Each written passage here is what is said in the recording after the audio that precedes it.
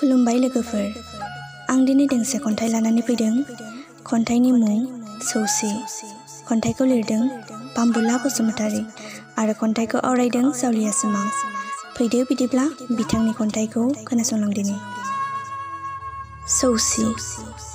सौसि सौसि बारहुंखा फैया मानो, आंनि गोरबो मानो गिखाङा मानो, नंखाय नासयनाय बेरेखायै बिसि फिसाय बिसि बिसि, खुगाजों बुङोब्लाबो नाङा फाङा गौथुमारि सुबुंफ्रा नोंखौनो एराय हाया माथो।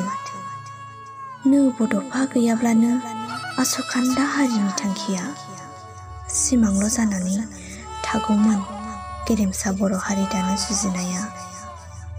सौसि सौसि जुजियामोनब्ला बर' माहारि दानाया सौसि सौसि सिमांल' जानानै थागौमोन। एसेनोसै, गोजोन्थों।